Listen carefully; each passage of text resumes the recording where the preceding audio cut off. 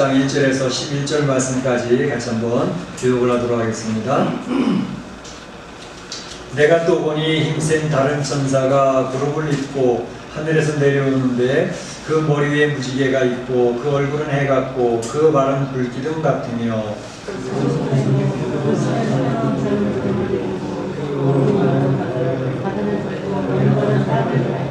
사자가 부르짖는 것 같이 큰 소리로 외치니 그가 외칠 때에 일곱 무리가 그 소리를 내어 말하더라.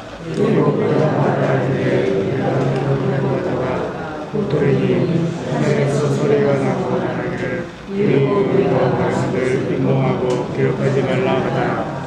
내가 본 바 바다와 땅을 밟고 서 있는 천사가 하늘을 향하여 오른손을 들고 세대토록 살아계신 이 곧 하늘과 그 가운데 있는 물건이며 땅과 그 가운데 있는 물건이며 바다와 그 가운데 있는 물건을 창조하신 이를 가리켜 맹세하여 이르되 지체하지 아니하리니 일곱째 천사가 소리내는 날 그의 나팔을 불려고 할 때에 하나님이 그의 종 선지자들에게 전하신 복음과 같이 하나님의 그 비밀이 이루어지리라 하더라.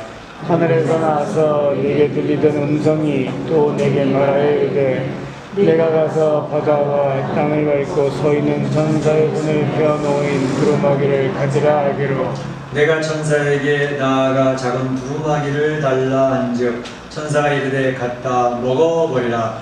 내 배에는 쓰나 내 입에는 꿀같이 달리라 하거늘 내가 천사의 손에서 작은 두루마리를 갖다 먹어버리니 내 입에는 꿀같이 다나 먹은 후 내 배에서 쓰게 되더라. 같이 읽습니다. 그가 내게 말하기를 내가 많은 백성과 나라와 강함과 임금에게 다시 예언하여야 하리라 하더라. 아멘. 네, 저희가 이제 격주로 이렇게 요한계시록을 살펴보는 가운데 있습니다. 이 요한계시록은 지금 현재 우리가 살고 있는 이 시대와 또 앞으로 일어날 일들에 대해서 미래 일들에 대해서 하나님께서 그 사랑하는 백성들에게 미리미리 알려주시는 세상의 설계도가 되겠습니다. 그래서 이 설계도를 알고 보고 생활을 하는 사람들과 이 설계도를 모르고 이 세상에 여정하는 일을 보면서 이거 뭐지? 왜 이런 일이 벌어지지? 이렇게 하는 사람과 이 세상을 대하는 그 자세나 그 마음가짐은 천지차원합니다. 그렇기 때문에 하나님께서는 그 사랑하는 사람들, 그의 백성들에게는 특별 계시를 통해서 이 세상은 이렇게 펼쳐지게 된단다. 이런 방향으로 나아가야 될 것이다 하는 것을 아주 자세하게 설명하고 계시는 것이죠. 그러니까 이 요한계시록 하나님의 설계도를 보는 여러 성도님들은 축복받은 성도들인 줄 믿습니다. 믿습니다. 오늘 설계도를 보고 가니까 세상이 어떻게 되는지를 알고 가니까 얼마나 귀한 복입니까? 근데 사실은 이 자리에 앉아있는 성도님들 20여 명 이렇게 말씀을 나누고 있는데 제가 마음속 한쪽 구석에는 약간 지금 걸리는 게 있어요. 이게 뭐냐면 우리 성도들이 같이 이렇게 쭉 다 참여해서 예배를 드리면 이 설계도의 내용이 좀 더 마음에 다가와서 좀 잘 이렇게 알게 될 터인데 아무래도 온라인을 통해서 뭐 실시간 예배를 드린다고 하지만 가정에서 이렇게 요한계시록을 대하고 있는 성도들이 이 요한계시록을 좀 잘 알아야 될 텐데 라는 그런 마음에 바람이 있고 또 이렇게 이제 온라인 예배를 드리다 보면 확실히 주일 전에 와서 이렇게 마음을 드리면서 예배 드리는 것하고는 큰 차이가 있습니다. 어떤 사람은 누가 얘기했죠? 옷도 그냥 집에서 있던 대로 그냥 드리고 그러다가 깜짝 놀라가지고 다시 정장을 하고 앉아가지고 예배를 드렸다 그런 얘기 하시는 분도 계신데 집에서 예배 드리다 보면 그냥 있던 대로 대충 또 왔다 갔다 하면서 예배 드리기도 하고 또 그냥 설교 말씀만 틀어놓고 얘기 들으기도 하고 심지어 어떤 사람은 들어놓아서 듣기도 할 수도 있거든요. 그러니까 이런 것을 통해서 어떤 사람들은 또 아예 이제 교회를 안 나오다 보니까 제가 이제 피드백을 제대로 다 못 받으니까 뭐 어떤 분들은 피드백을 보내줘요. 제가 오늘 말씀 참 너무 감사했습니다. 어떠한 다짐을 하게 되었습니다. 개인적으로 보내주신 여러분들도 계시는데 어떤 분들은 아예 묵묵부답이거든요. 예배를 드리는지 안 드리는지도 모르겠어요. 아마 생각하기로는 예배에 참여하지 못하는 성도, 우리 성도들 가운데서도 그냥 오늘 피곤하니까 그냥 걸르자, 스킵해버리고 또 다른 설교 들으면 됐지 뭐, 그리고 넘어가는 그런 일들도 벌어질 수 있는 것을 압니다.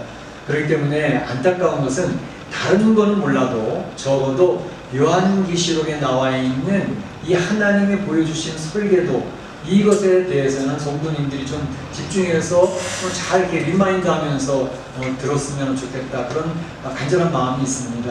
그래서 혹이라도 요한계시록을 보실 때 1장부터 쭉 나오는 내용을 다시 한번 잘 정리하면서 들으시면 좋겠고, 스킵하지 않고, 그래서 적어도 이 세상, 우리가 지금 마주대야 될 세상은 예측 불가능한 그런 일들이 굉장히 많이 생기거든요. 그럴 때 지금 세상에 일어나는 이 정치 지형도도 그렇고, 이런 모든 천재 지변도 그렇고, 이게 다 하나님의 안에서, 손바닥 안에서 이루어지는 일이기 때문에 그런 것이 무엇인지를 알고 해석할 줄 알면서 살아가는 성도와 모르고 비밀리 감춰진 채 그냥 우연이구나 라고 살아가는 사람들하고는 참 차이가 있는 것입니다. 그렇기 때문에 이 요한계시록에 있는 설교 말씀들을 오늘 이 자리에 참여하지 못하는 성도들이라 할지라도 혹이라도 1장부터 한번 쭉 다시 한번 설교를 들으면서 적어도 다른 건 몰라도 요한계시록만큼은 머릿속에 그림을 딱 집어넣고 이 세상을 준비하며 살면 좋겠다, 그런 생각이 있는 것이죠. 지금까지 이제 지난번에 9장 말씀을 살펴봤습니다. 9장 말씀에서는 7 나팔의 재앙 가운데에서 5번째 나팔 재앙, 황충 재앙과 6번째 나팔 재앙, 2만만 마병대의 재앙에 대해서 말씀을 드리고, 오늘은 제 10장을 살펴보는 내용입니다. 이 10장을 살펴보는데 10장의 그 위치가 어떠한 위치에 있는가 하는 것을 잠깐 설명을 드리고 시작을 하겠습니다. 이미 우리가 요한계시록을 쭉 보면서 1장부터 3장까지는 소아시아의 7교회에 대해서 말씀을 드렸습니다. 이 세상에 있는 모든 교회, 지금까지 왔던 교회, 지금 있는 교회, 앞으로 펼쳐질 교회의 유형이 이런 7교회 유형에서 크게 벗어나지 않는다라는 것을 말씀을 드렸고, 그 다음에 4장과 5장에서는 우리 성도들이 가게 될 하나님의 나라, 하나님의 보좌가 어떻게 구성이 되어져 있고 어떻게 되어져 있는가 굉장히 궁금하지 않습니까? 우리 성도님들이 가게 될 하나님의 나라인데, 그 하나님의 나라, 하나님의 보좌에 대한 설명이 4장, 5장에 나오고 있지 않았습니까? 그리고 이제 6장부터 16장까지 요한계시록의 가운데 토막입니다. 여기는 7대 재앙이 3번 반복해서 나오는 내용이 있습니다. 그러니까 7 인의 재앙, 7 나팔의 재앙, 7 대접의 재앙, 이 3가지 내용이 반복되면서 나오고 있는데, 6장에서는 6개 인에 대한 내용이 나와 있었고, 그리고 8장과 9장에서는 6 나팔의 재앙의 내용이 나오고 있었고, 그리고 15장, 16장에서는 7 대접의 재앙의 내용이 나오게 될 것입니다. 그런데 우리가 살펴봤던 것처럼 6번째 인의 재앙을 하고 난 뒤에 7번째 나팔, 7번째 인을 뗄 때에 그 7번째 인 속에 7 나팔의 재앙이 들어가 있다고 그랬죠. 그리고 그 사이에 하나의 삽입이 되는 내용이 있었는데, 그게 7장에 나온다고 했습니다. 그 7장에 2가지의 삽파가 있는데, 그 첫 번째는 하나님에게 인침을 받는 하나님의 백성 14만 4천에 대해서 그림이 있었고, 또 한 가지는 환란을 통과한 흰 옷 입은 큰 무리에 대한 그런 그림이 7장에 2개가 나와 있었습니다. 이제 그거 마찬가지로 오늘 10장 보면 8장과 9장에 6 나팔의 재앙이 다 나왔다 그러지 않습니까? 그리고 7번째 나팔이 부는 내용, 그 사이, 그리고 또 7 대접의 내용이 있는 그 사이에 10장부터 7 대접의 재앙이 15장, 16장이니까 10장에서부터 14장까지 사이에 또 삽입되어지는 내용들이 많이 있는 것입니다. 그래서 삽입되어지는 내용, 그 내용이 굉장히 많이 있어가지고 지금 이제 7번째 나팔 부는 내용이 어디 나오냐면 11장 15절에서 7번째 나팔을 부릅니다. 그러니까 9장 마지막에서 6번째 나팔을 불어온 그 만명대 2만만의 재앙이 있었는데, 거기로부터 11장 15절까지 사이의 간격에 또다시 삽입되는 내용이 2가지가 있습니다. 그리고 11장 15절 삽입되는 내용, 그 7 나팔을 부는 내용으로부터 시작해서 7 대접의 본격적인 재앙이 시작되는 15장 16장 사이에 거기도 간격이 있지 않습니까? 그 간격 사이에도 삽입되는 내용들이 여러 개가 있습니다. 그래서 이 삽입되는 내용들을 이제부터 14장 끝날 때까지 살펴보게 될 터인데, 오늘 10장에 나와 있는, 그러니까 11장 15절 7번째 나팔을 부는 재앙이 있기까지 두 가지 내용이 들어가고 있는데, 그 내용이 뭐냐? 두 가지라고 했습니다. 오늘 살펴볼 내용은 천사와 작은 두루마리를 가진 것, 천사와 작은 두루마리에 대한 내용이 한 가지 사파고, 그 뒤에 나오는 또 사파는, 두 번째 사파는 두 증인에 대한 사파가 7번째 나팔 재앙을 불기 전에 나오는 것입니다. 그래서 오늘은 이 천사와 작은 두루마리에 대한 내용을 말씀을 드리고, 다음 시간에는 두 증인에 대한 그런 사파의 내용을 말씀을 드리게 되겠습니다. 자, 이제 이런 내용을 쭉 보시면서 재앙이 그냥 막 선포되는데 재앙 무시무시하지 않습니까? 이제까지 7길의 재앙, 또 6 나팔의 재앙 내용을 보면 정말로 이게 소름 끼칠 정도로 인류가 이 일을 감당할 수 있을까 정도로 굉장히 두려운 일들이 많습니다. 지금 무한 코로나 이것 가지고도 지금 전 세계가 떠들썩해가지고 쩔쩔쩔 내고 있는데, 그것과는 상대도 되지 않는 엄청난 재앙, 천재지휘원의 재앙은 물론이고 뭐 생각지도 못했던 놀라운 재앙들이 막 쏟아질 터인데, 그러한 재앙 속에서 하나님께서는 하나님의 택한 백성들에게 기억해라. 그 어마어마한 재앙들 속에 있지만 하나님의 백성들은 지켜질 것이다 라는 두 가지 메시지를 강조해서 얘기하고 있는 것입니다. 그러니까 이 재앙에 대한 내용의 초점은 누구냐? 하나님을 모르고 하나님에 대적하는 세상을 향한 심판으로서 내려진 것이 재앙들입니다. 그리고 또 이 사파 내용들을 중간중간 자꾸 끼워놓고 계시는 이유는, 이러한 재앙이 펼쳐지고 있는 가운데 있지만 아마 눈치채셨을 거예요. 하나님의 백성들에게는 하나님이 보호하시고 지키시고, 무너진 것 같지만, 교회가 무너지고 성도들이 무너진 것 같지만 그 하나님의 나라는 반드시 세워진다, 승리한다 라는 것을 알려주시는 내용은 두 가지 팀이 계속 요한계시록 같이 흘러가고 있는 것입니다. 그러니까 성도들이 요한계시록 볼 때 무서워, 이런 대환란이 오기 전에 빨리 죽었으면 좋겠어, 빨리 휴거되면 좋겠어, 그런 성도들이 있는데 걱정하실 필요가 없습니다.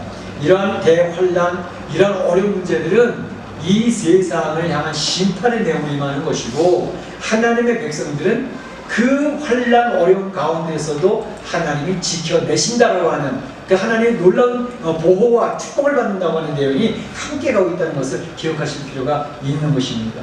그래서 오늘 그 사파 내용 가운데에서 오늘 천사 그리고 작은 두루마리 두 가지 내용을 보여주는데, 우리 생각해 보려고 하는 것은 이 천사에 대한 내용, 그리고 또 작은 두루마리에 대한 두 가지를 나눠서 생각해 보도록 하겠습니다.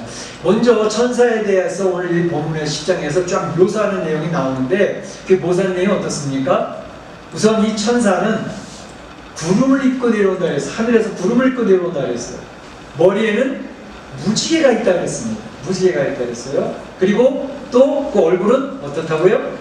해와 같이 광채가 나는 그러한 모습입니다. 그리고 그는 어때요?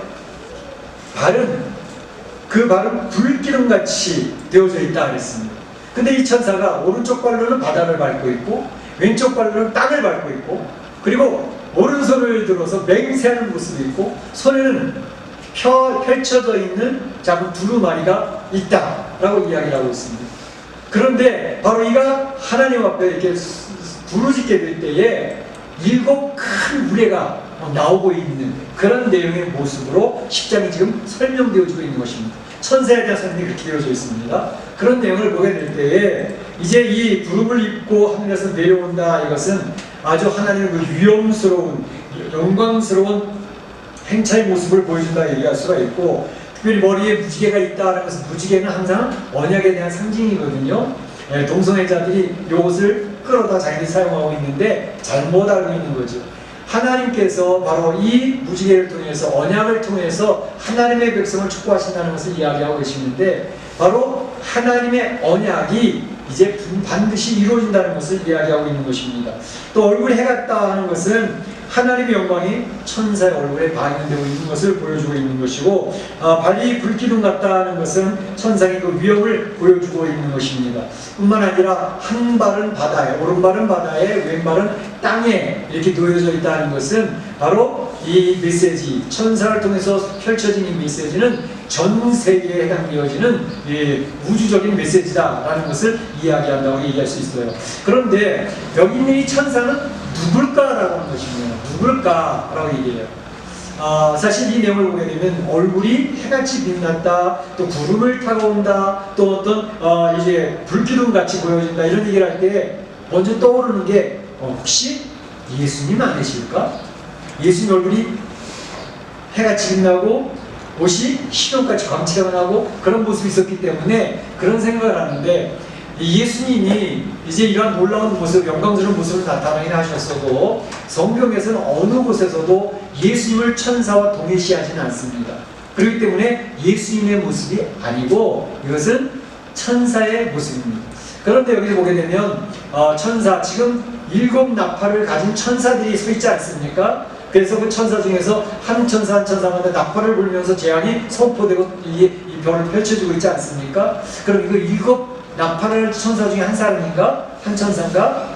그거는 아니고, 여기 나와 있는 천사는 7 나팔을 가진 천사와는 별개의 또 다른 천사입니다. 흰생 천사라고 이렇게 표현되고 있습니다. 흰생 또 다른 천사가 이렇게 구름을 타고 내려온다는 거죠.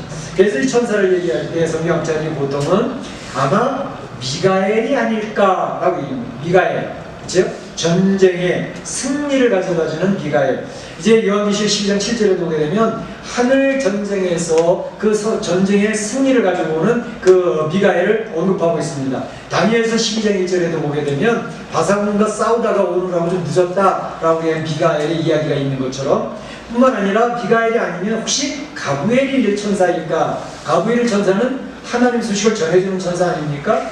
그래서 다니엘서 8장이나 다니엘서 9장에도 보게 되면 가브리엘 천사가 나타나는 그런 내용을 보여주고 있는데, 아마도 미가엘 천사 아니면 가브리엘 천사처럼 하나님께서 특별히 사용하시는 흰색 천사일 것이다, 이렇게 성경학자들은 추측을 하고 있는 것을 볼 수가 있습니다.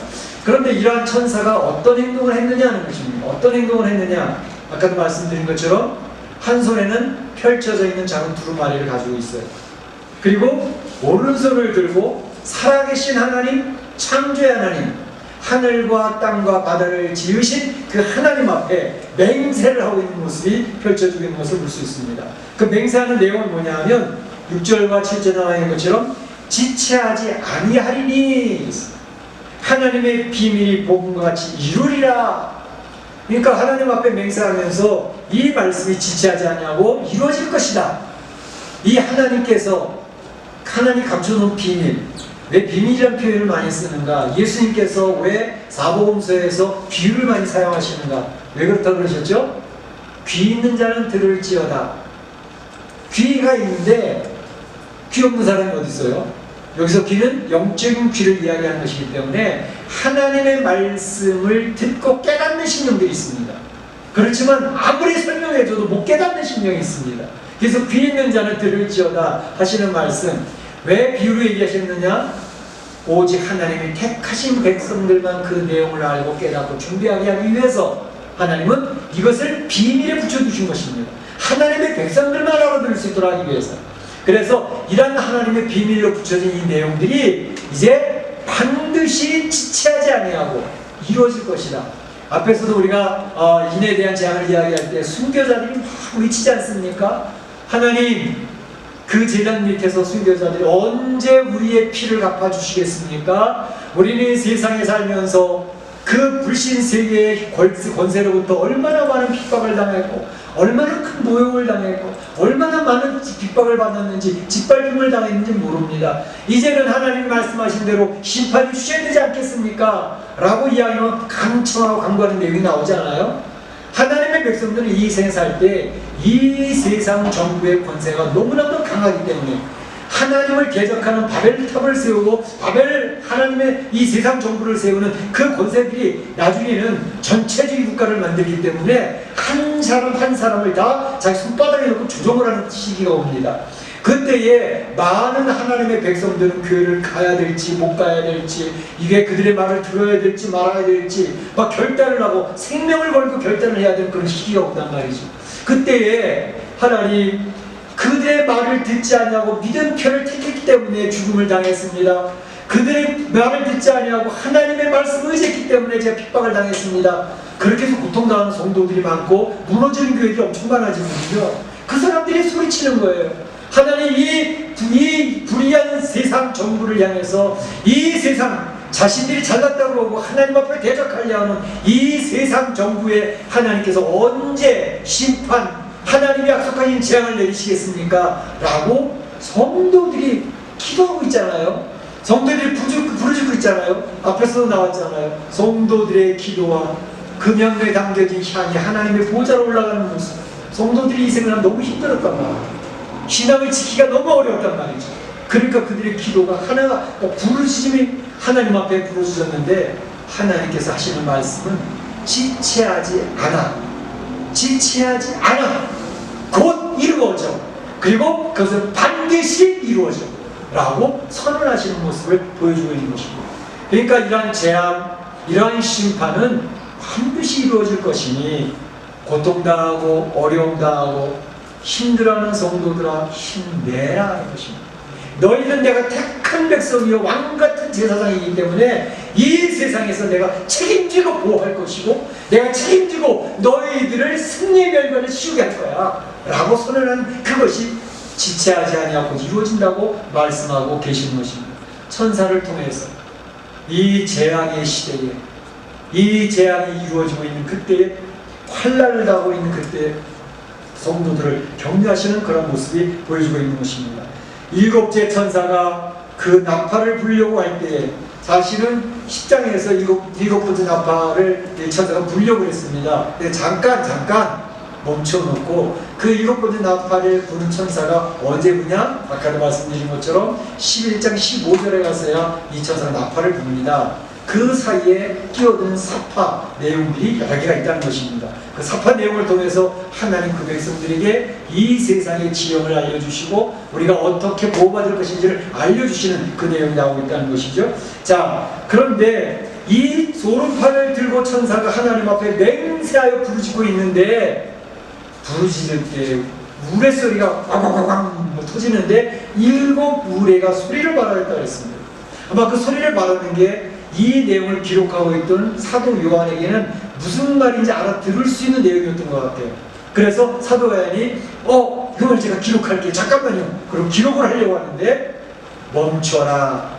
이 내용은 기록하지 말고 임봉에 두어라 라고 이야기를 하는 거예요. 그래서 그 내용을 기록하지 못하고 임봉한 상태로 놔두었습니다. 그 내용을 보면서 우리가 기억해야 될 것은 뭐냐 하면, 오늘 이 요한계시록 기록해낸 하나님 보여주시는 앞으로 미래 되어질 일들, 하나님의 설계도를 다 보여주시는 것은 아니고, 하나님이 보여주시는 부분, 우리 성도들에게 필요한 부분들만 보여주고 계시고, 이 안에 보여주지 아니하는 부분들도 꽤 있구나 라는 것을 알 수가 있다라는 것입니다. 그래서 하나님께서 어떤 것은 보여주시고 어떤 것을 감춰두시는 그런 내용들이 있는데, 감추어진 것은 감추인 대로 놔두는 것이 필요합니다. 감추인 것을 막 뜯어내고 내가 봐야 돼, 난 궁금해 죽겠어 그러고 뜯어내서 보려고 그러면 이단이 되는 것입니다. 이단들의 특징은 성경에서 이야기하지 아니한 부분을 자기는 하나님 앞에 계시를 받아서 잘 알고 있는 듯한 그런 설명을 하기 때문에 그들이 삼천포로 빠지고 이단으로 빠지게 되는 것입니다.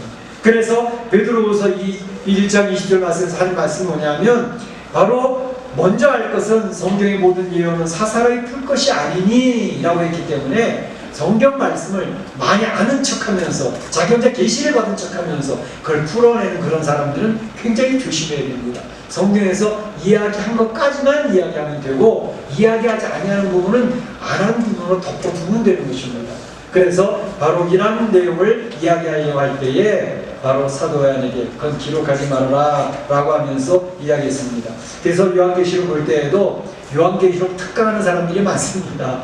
요한계시록 아주 밝히 교회에서 목사님들이 가르치지 않는 것까지도 정확하게 가르쳐줄게, 그런 끌어들이는 사람들 대부분 이단일 가능성이 많습니다.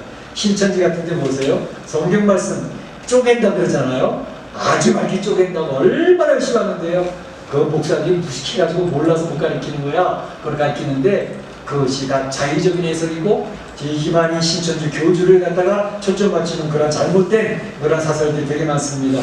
유튜브에도 잘못되어지면 유튜브에서 성경을 가르친다고 얘기하고 하는데 가만히 따라 들어가다 보면 맨 처음에는 맞는 말 같은데 꼭 이 단은 끝이라는 겁니다. 다른 쪽으로 끌어내서 그 영혼들을 노략질하는 거 미혹하는 그런 것들이 많습니다. 유튜브도 조심해서 보셔야 되는 것이죠. 자, 그래서 이 천사에 대한 내용은 그렇게 정리를 해드리고 이제 이 두루마리에 대한 이야기, 작은 두루마리에 대한 이야기를 하는데 이 요한에게 작은 두루마리, 펼쳐진 작은 두루마리를 보여주면서 명령하신 것이 세 가지가 있습니다. 첫째는 이 작은 두루마리를 가져라, 가지라 라고 이야기를 하고 있고, 두 번째는 이 두루마리를 갖다 먹어버리라, 갖다 먹어라 라고 이야기하는 것이고, 세 번째는 이 작은 두루마리를 예언하라, 전하라 라고 하는 내용, 이 세 가지가 오늘 10장에 나오고 있는 것을 볼 수가 있습니다. 먼저 이 두루마리를 가지라 라고 얘기하는데 이 두루마리는 과연 뭘까요? 펼쳐진 두루마리, 하나님 말씀이 지금 소개되고 있죠. 성경 말씀이 되겠습니다. 특별히 앞으로 지금 살고 있는 이 현 시대나 앞으로 이루어질 세계에 대한 그런 설계도, 그런 내용들을 가지고 가라 라고 이야기를 하고 계시는 것이죠. 이 성경 말씀인데 사실은 오늘날에는 이 성경 말씀이 집집마다 그래도 몇 권씩 있어요. 그래서 참 우리는 자유롭게 성경을 읽을 수 있는데 과거에는 그렇지 못했습니다. 과거에는 이 성경 말씀이 금지된 책인 경우들이 되게 많았습니다. 심지어 교회 안에서도 성경 말씀을 모든 성도들이 같이 못할 때가 있었습니다. 종교개혁 이전 캐톨릭 중세시대 때에는 바로 이 성경 말씀을 그 교회에 나오는 사람들이 갖지를 못했어요. 성경은 누구만 가지고 있었는가? 바로 신부들만 가지고 있었습니다. 그 신부들이 가지고 있는데 그 성경도 다 라틴어가 되어가지고 다른 성도들이 가져도 무슨 말인지도 모릅니다. 그 성경을 신부들이 몇 마디 해주는데 이 캐톨릭에서 신부들은 예전이라고 해가지고 성경 말씀을 자세히 가르쳐주는 그런 설교를 하지 않습니다. 요즘에는 이제 좀 설교를 가르쳐주고 설명한 그런 신부들이 있긴 하지만 거기는 예전을 중시하기 때문에 그 내용의 그 예배 중에 이루어지는 절차의 내용들을 굉장히 중요시합니다. 그러면서 성경은 그저 그 예배 중에 한 대목으로 중간중간 들어가는 절차라서 읽어줄 뿐입니다. 서로 교독하는 내용으로 넘어갈 뿐입니다. 그러니까 성경을 들어도 왔다 가는 성도들이 무슨 말인지를 몰라요. 성경에서 얘기한 그 뜻이 무엇인지. 신부가 성경 한 구절 읽고 그냥 끝나버리니까. 그런데 종교개혁 이후에 이 성경 말씀을 이제는 번역하기 시작했습니다. 그래서 독일에서도 번역을 하고 영국에서도 번역을 하고 각 나라마다 번역을 하고 중세시대에 나타났던 게 뭐죠? 인쇄술의 발달이잖아요. 그래서 번역한 성경을 막 찍어내기 시작을 했습니다. 찍어서 이제는 신부들만 가지고 있을 게 아니고 목사님들만 가지고 있을 게 아니라 모든 성도들이 가지고 성경을 읽도록 하자. 그래서 그 다음부터 성도들이 직접 성경을 읽기 시작을 했고 성경을 읽음으로써 하나님이 성도들에게 원하시는 것이 말씀하시는 무엇인지를 깨달아가기 시작했습니다. 그래서 타락했던 교회가 제자리를 잡기 시작을 한 게 중세교회, 개혁교회를 통해서 이루어지기 시작을 한 것입니다. 전에도 제가 제자를 할 때 말씀드리지만 우리 개신교회, 기독교회는 천주교회에서 갈라져 나온 교회다 라고 이야기하는데 잘못된 교회관입니다. 원래 예수님이 계실 때부터 교회는 어떤 교회였냐? 그 교회는 바로 중세 이후에 나타났던 개신교, 기독교회처럼 그런 형태를 지니고 있었습니다. 그러니까 각 교회가 성원화교회, 빌립보교회, 이런 밀라델피아교회 모든 교회가 지금의 가정교회처럼 우리가 지금 드리는 이 예배 형태를 가지고 있었다 이 말입니다. 주일에 예배를 드렸다 이 말입니다. 그래서 이런 말씀을 강독을 하고 말씀을 설명하고 가는 곳마다 사도 바울이 말씀을 설명하고 말씀을 가르치면서 하나님의 백성들이 세워졌죠. 그런데 이것이 로마 교회로 넘어가면서 타락을 해져가지고 교회는 성경을 가르치지 아니하고 예전으로 넘어가기 시작했습니다. 성찬식 하는 건 중요하지만 그런 것으로 넘어가고 하나님 말씀 안 가르치니까 교회가 타락하고 잘못된 교회로 가는 거죠. 이 잘못 원래 사도 바울 있을 때 세워졌던 교회의 모습으로 되돌아가서 원래 줄기를 찾았던 것이 바로 종교개혁의 이제 물터나 케어빈이나 찌밍벨리나 이런 사람을 통해서 다시 교회가 제자리를 찾게 된 것입니다. 그러니까 교회관을 우리 개신교인들, 기독교인들 정확히 알릴 필요가 있습니다. 저게 개신교가 아니고 기독교가 아니고 원래가 이런 교회가 성경에서 얘기한 교회였는데 천주교가 잘못되어진 것을 다시 바로잡았구나. 이런 교회관을 정확히 가지고 있어야 됩니다. 그래서 우리 성도들은 이 교회관을 가지고 나가야 되는데 바로 이 성경 말씀을 잘 이해해야 나가는 게 필요합니다. 공산주의 시대 때에는 바로 이 성경으로 말미암아 사람들이 영이 깨어나니까 그걸 막기 위해서 성경을 말살시켰습니다. 집 주변에 있는 성경 다 거기다 다 불태워버렸습니다. 공산주의들이 했던 사람, 그 사람들이 유물론이기 때문에 유신론을 하나님을 인정하지 않기 때문에 바로 성경을 다 불태워버렸던 것입니다. 그래서 공산 치하에 있었던 성도들은 성경을 가지면 성경 한 번이라도 가지면 그것이 그들의 꿈이었습니다. 1985년에 소련이 개방될 때에 성경을 받아든 성도들이 눈물을 흘려 성경에다 키스를 했다는 거 아닙니까? 이 성경을 갖는 것이 나의 생전의 꿈이었는데 성경을 가질 수 있게 되었다고 그렇게 좋아했다는 거 아닙니까?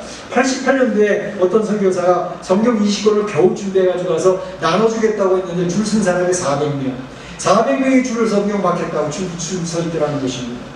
이제 제가 청년시대 때만 하더라도 한국에서 극동방송에서 성경을 읽어주는 프로그램이 있었습니다.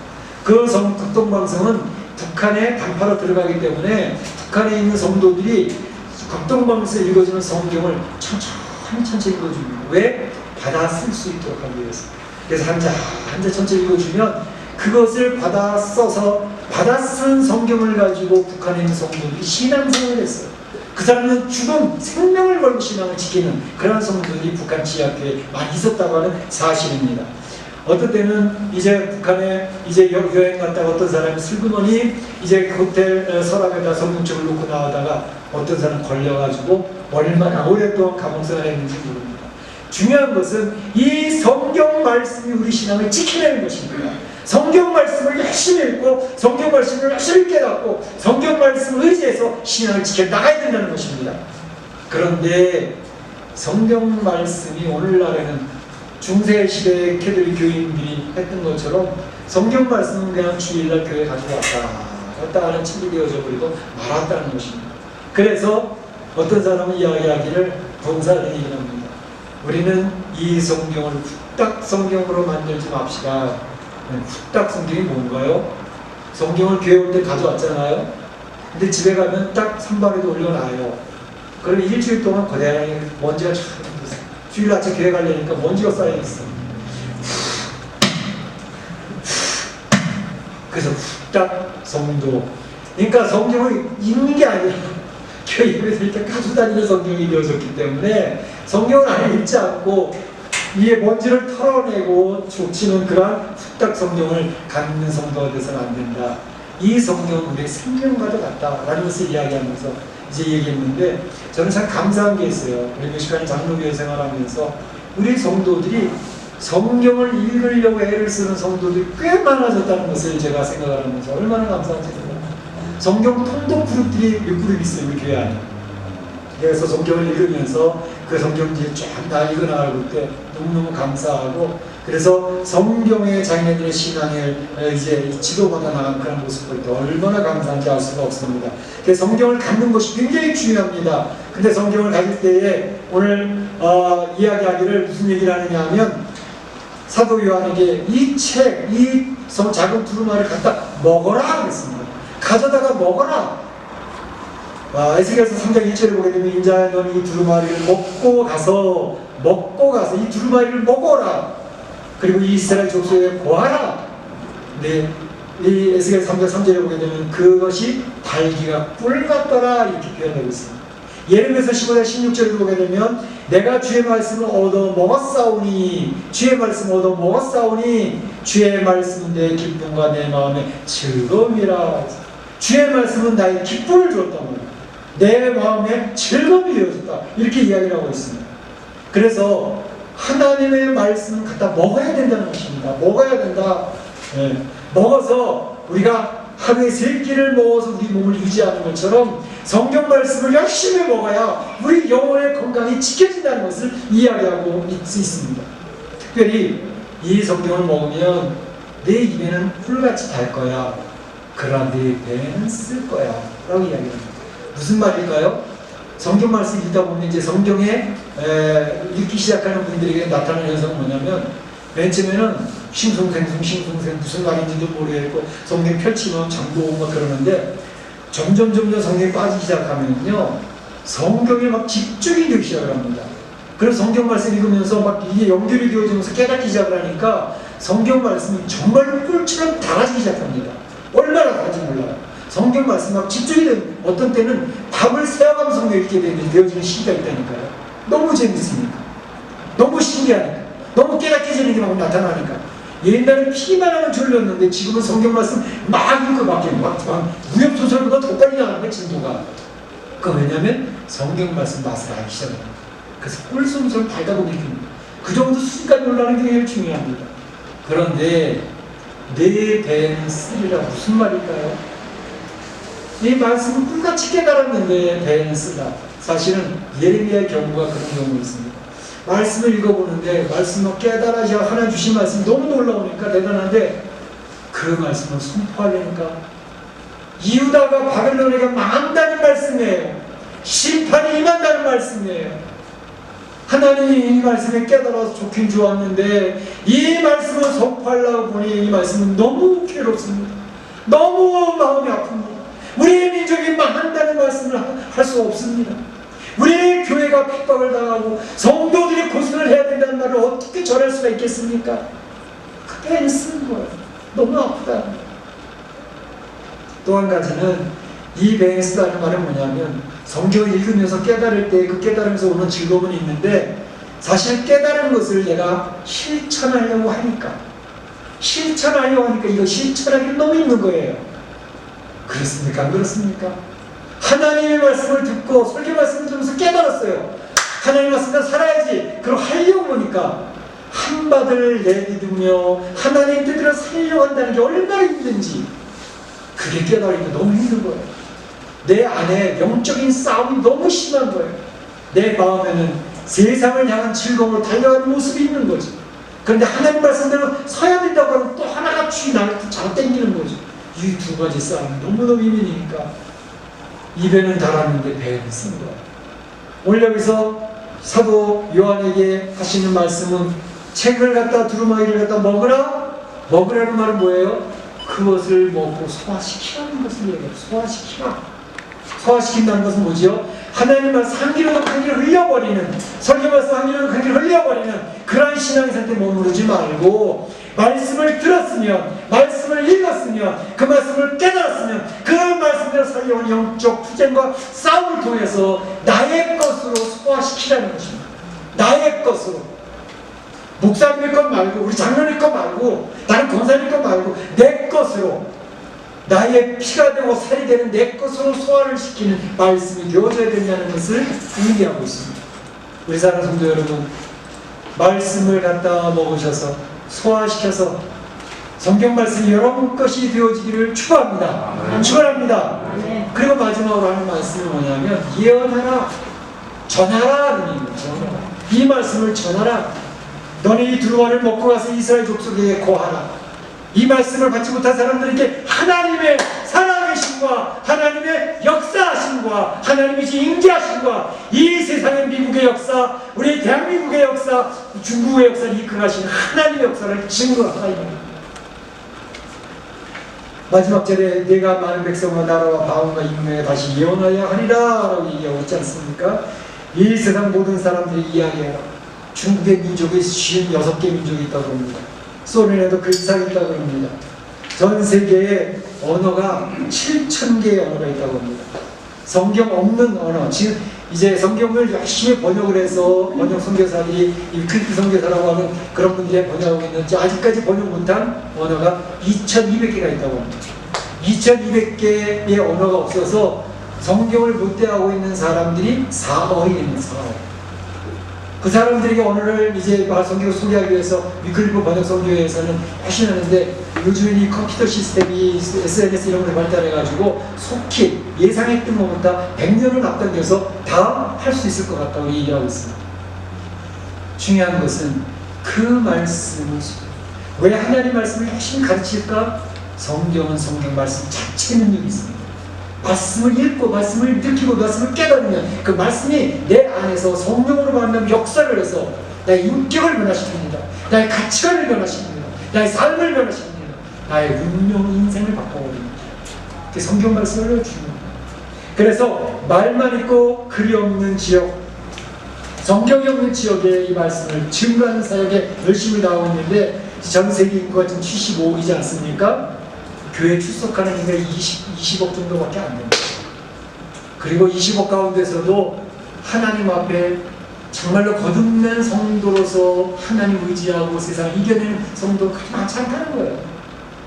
그래서 그 하나님의 백성들에게 하나님 말씀을 가져가고 그 말씀을 먹어서 소화시키고 소화된 성도들이 그 말씀을 전할 수 있다는 것입니다. 우리 사랑하는 성도들 그렇게 되어지기를 원합니다. 말씀 소화해서 그 말씀을 하나님의 살아계심과 역사하심을 증거하는 성도들 되시길 주의 이름으로 축원합니다. 네. 이사야 선지자가 묻습니다. 6장 8절에 내가 누구를 보내며 누가 우리를 위하여 갈까?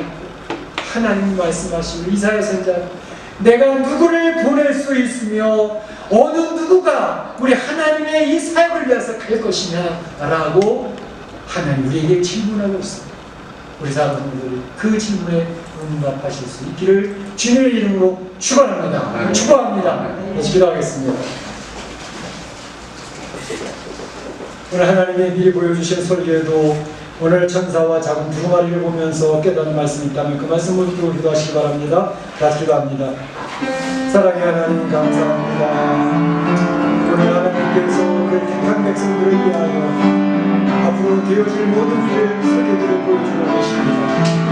이 설계들을 보면서 이 미래에 대해 제안을 준비할 수 있게 하시고 마음에 결단하며 나갈 수 있도록 인도하여 주시기 하나님 아버지 하나님의 이 세상을 향한 심판은 반드시 이루어질 것이고 하나님의 택한 백성은 반드시 지켜주고 보호될 것이고 승리하게 될 것을 소원하시면서 하나님 이 책을 갖다 먹으라 이 책을 예언하고 전파하라 라고 이야기하신 주의 말씀을 기억합니다. 주님 제가 여기 있사오니 저를 보내소서 선포할 수 있는 주의 백성을 되도록 축복하여 주옵소서. 예수님의 이름으로 기도합니다. 아멘. 다 같이 일어나셔서 날 구원하신 주 감사 찬양하겠습니다.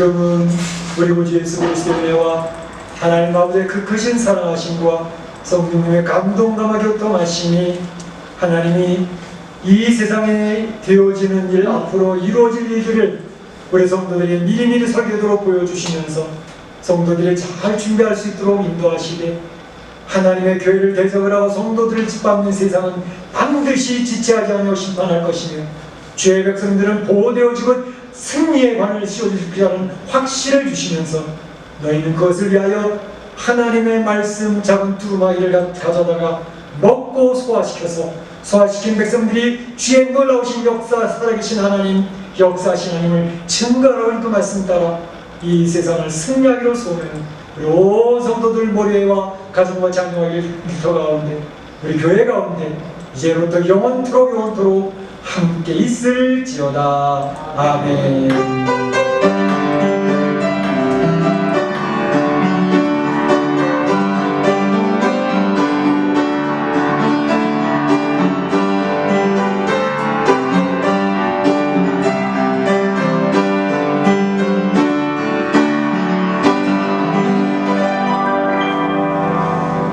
감사합니다. 이렇게